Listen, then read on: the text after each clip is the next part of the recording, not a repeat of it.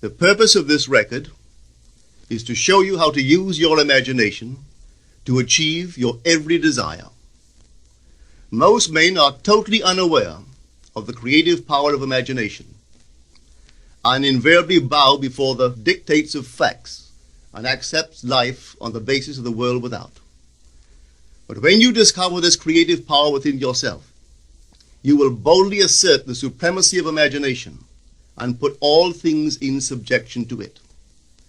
When the man speaks of God in man, he is totally unaware that this power called God in man is man's imagination. This is the creative power in man. There is nothing under heaven that is not plastic as potter's clay to the touch of the shaping spirit of imagination. Once a man said to me, "You know, Neville, I love to listen to you talk about imagination. But as I do so, I invariably touch the chair with my fingers and push my feet into the rug, just to keep my sense of the reality and the profundity of things." Well, undoubtedly he is still touching the chair with his fingers and pushing his feet into the rug. But now let me tell you another one who didn't touch with her fingers and didn't push that foot of hers onto the board of the streetcar. It's the story of a young girl, just turned 17. It was Christmas Eve, and she is sad of heart. For that year, she had lost her father in an accident, and she's returning home to what seemed to be an empty house. She was untrained to do anything, so got herself a job as a waitress. This night is quite late, Christmas Eve. It's raining. The car is full of laughing boys and girls home for their Christmas vacation. And she couldn't conceal the tears. Luckily for her, as I said, it was raining. So she stuck her face into the heavens to mingle her tears with the rain. And then, holding the rail of the streetcar, this is what she did. She said, "This is not rain, but this is spray from the ocean. And this is not the salt of tears that I taste, but this is the salt of the sea in the wind. And this is not San Diego. This is a ship, and I'm coming into the Bay of Samoa." And there she felt the reality of all that she had imagined. Then came the end of the journey, and all are out. 10 days later, this girl received a letter from a firm in Chicago saying that her aunt, several years before, when she sailed for Europe, deposited with them $3,000 with instructions that if she did not return to America, this money should be paid to her niece. They had just received information of the aunt's death and were now acting upon her instructions. 1 month later, this girl sailed for Samoa. As she came into the bay, it was late that night, and there was salt of the sea in the wind. It wasn't raining, but there was spray in the air, and she actually felt what she felt 1 month before, only this time she had realized her objective. Now this whole record is technique. I want to show you today how to put your wonderful imagination right into the feeling of your wish fulfilled, and let it remain there and fall asleep in that state. And I promise you from my own experience, you will realize the state in which you sleep if you could actually feel yourself right into the situation of your fulfilled desire and continue therein until you fall asleep. As you feel yourself right into it, remain in it until you give it all the tones of reality, until you give it all the sensory vividness of reality. As you do it, in that state, quietly fall into sleep. And in a way you will never know, you could never consciously devise the means that will be employed, you will find yourself moving across a series of events leading you towards the objective realization of this state. Now here is a practical technique. The first thing you do, you must know exactly what you want in this world. When you know exactly what you want, make as lifelike a representation as possible of what you would see and what you would touch and what you would do and physically moving in such a state. For example, suppose I wanted a home, but I had no money, but I still know what I want. Without taking anything into consideration, I would make as lifelike a representation of the home that I would like, with all the things in it that I would want. And then, this night, as I would go to bed, I would, in a drowsy, sleepy state, the state that borders upon sleep, I would imagine that I am actually in such a house, that were I to step off the bed, I would step upon the floor of that house. Were I to leave this room, I would enter the room that is adjacent to my imagined room in that house.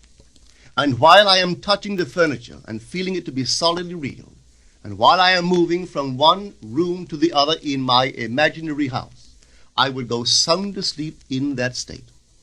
And I know that in a way I could not consciously devise, I would realize my house. I have seen it work time and time again. If I wanted promotion in my business, I would ask myself what additional responsibilities would be mine were I to be given this great promotion. What would I do? What would I say? What would I see? How would I act? And then in my imagination, I would begin to see and touch and do and act as I would outwardly see and touch and act were I in that position. If I now desired the mate of my life, were I now in search of some wonderful girl or some wonderful man, what would I actually find myself doing that would imply that I have found my state? For instance, suppose now I was a lady. One thing I would definitely do, I would wear a wedding ring. I would take my imaginary hands, and I would feel the ring that I would imagine to be there. And I would keep on feeling it until it seemed to me to be solidly real. I would give it all the sensory vividness I am capable of giving anything. And while I am feeling my imaginary ring, which implies I am married, I would sleep. This story is told us in the Song of Songs, or the Song of Solomon. It is said, "At night on my bed, I sought him whom my soul loveth. I found him whom my soul loveth, and I would not let him go, until I brought him into my mother's house, right into the chamber of her that conceived me." If I would take that beautiful poem and put it into modern English, into practical language, it would be this. While sitting in my chair, I would feel myself right into the situation of my fulfilled desire. And having felt myself into that state, I would not let it go. I would keep that mood alive, and in that mood I would sleep. That is, taking it right into my mother's chamber, into the chamber of her that conceived me. You know, people are totally unaware of this fantastic power of the imagination. But when man begins to discover this power within him, he never plays the part that he formerly played. He doesn't turn back and become just the reflective life. From here on in, he is the affecter of life. The secret of it is to center your imagination in the feeling of the wish fulfilled and remain therein. For in our capacity to live in the feeling of the wish fulfilled lies our capacity to live the more abundant life.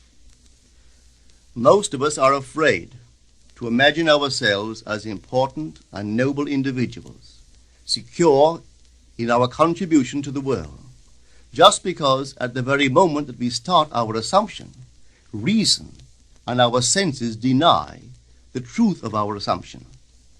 We seem to be in the grip of an unconscious urge which makes us cling desperately to the world of familiar things and resist all that threatens to tear us away from our familiar and seemingly safe moorings. But I appeal to you to try it. If you try it, you will discover this great wisdom of the ancients, for they told it to us in their own strange, wonderful, symbolical form. But unfortunately, you and I misinterpreted their stories and took it for history when they intended it as instruction to simply achieve our every objective. You see, imagination puts us inwardly in touch with a world of states. These states are existent. They are present now. But they are mere possibilities while we think of them. But they become overpoweringly real when we think from them and dwell in them. You know, there's a wide difference between thinking of what you want in this world and thinking from what you want. Let me tell you, when I first heard of this strange and wonderful power of the imagination, it was in 1933 in New York City. An old friend of mine taught it to me. He turned to the 14th of John, and this is what he read. In my Father's house are many mansions. If it were not so, I would have told you. I go to prepare a place for you. And if I go and prepare a place for you, I will come again and receive you unto myself, that where I am, there ye may be also. He explained to me that this central character of the Gospels was human imagination, that mansion was not a place in some heavenly house, but simply my desire. If I would make a living representation of the state desired, and then enter that state and abide in that state, I would realize it. At the time, I wanted to make a trip to the island of Barbados in the West Indies, but I had no money. He explained to me that if I would that night, as I slept in New York City, assume that I was sleeping in my earthly father's house in Barbados, and go sound asleep in that state, that I would realize my trip. Well, I took him at his word and tried it. For 1 month, night after night, as I fell asleep, I assumed I was sleeping in my father's home in Barbados. At the end of my month, an invitation from my family came, inviting me to spend the winter in Barbados. I sailed for Barbados the early part of December of that year. From then on, I knew I had found this Savior in myself. The old man told me that it would never fail. Even after it happened, I could hardly believe that it would not have happened anyway. That's how strange this whole thing is. On reflection, it happens so naturally. You begin to feel or to tell yourself, well, it would have happened anyway. And you quickly recover from this wonderful experience of yours. It never failed me if I would give the mood, the imagined mood, sensory vividness. I could tell you unnumbered case histories to show you how it works. But in essence, it's simple.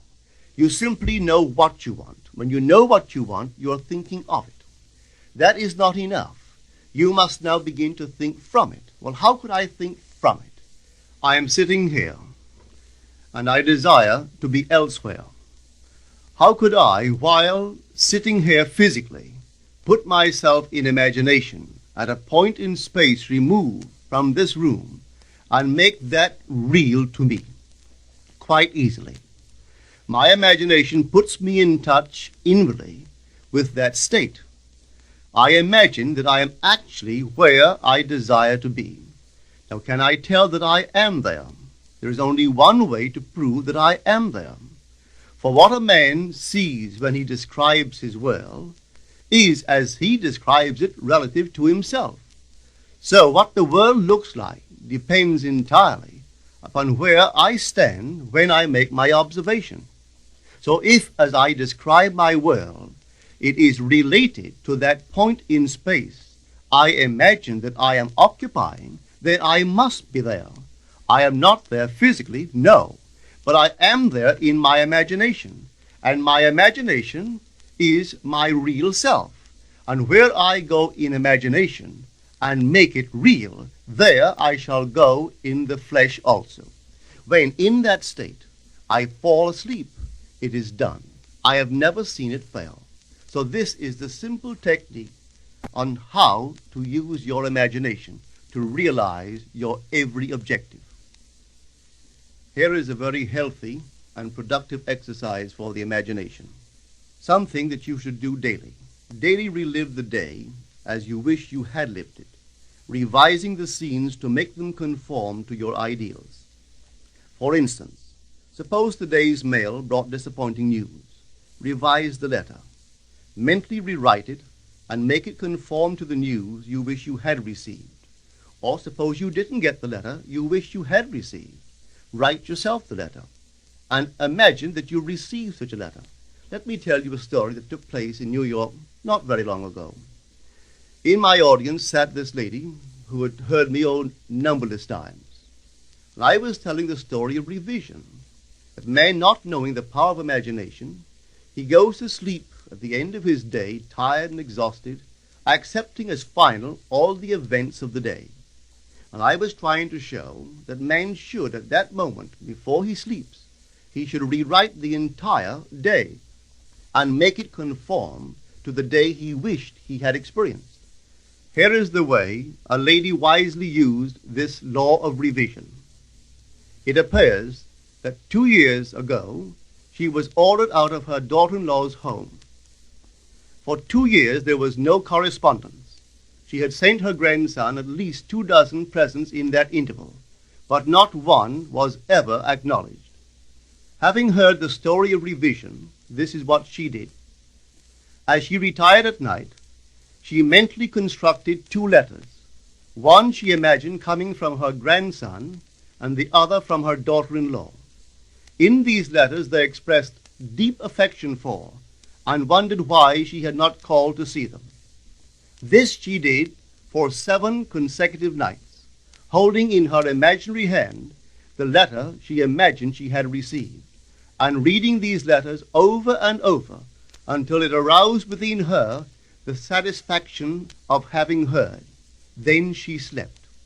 On the 8th day, she received a letter from her daughter-in-law.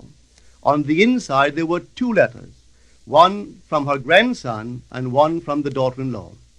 They practically duplicated the imaginary letters that this grandmother had written to herself 8 days before. This art of revision can be used in any department of your life. Take the matter of health. Suppose you were ill. Bring before your mind's eye the image of a friend. Put upon that face an expression which implies that he or she sees in you that which you want the whole world to see. Just imagine he is saying to you that he has never seen you look better, and you reply, I have never felt better. Suppose your foot was injured. Then do this. Construct mentally a drama which implies that you are walking, that you're doing all the things that you would do if the foot was normal, and do it over and over and over until it takes on the tones of reality. Whenever you do in your imagination that which you would like to do in the outer world, that you will do in the outer world. The one requisite is to arouse your attention in a way and to such intensity that you become wholly absorbed in the revised action. You will experience an expansion and refinement of the senses by this imaginative exercise, and eventually achieve vision in the inner world. The abundant life promised us is ours to enjoy now, but not until we have the sense of the Creator as our imagination can we experience it. Persistent imagination, centered in the feeling of the wish fulfilled, is the secret of all successful operations. This alone is the means of fulfilling the intention. Every stage of man's progress is made by the conscious, voluntary exercise of the imagination. Then you will understand why all poets have stressed the importance of controlled, vivid imagination. Listen to this one by the great William Blake. In your own bosom you bear your heaven and earth, and all you behold, though it appears without, it is within, in your imagination, of which this world of mortality is but a shadow. Try it, and you too will prove that your imagination is the Creator.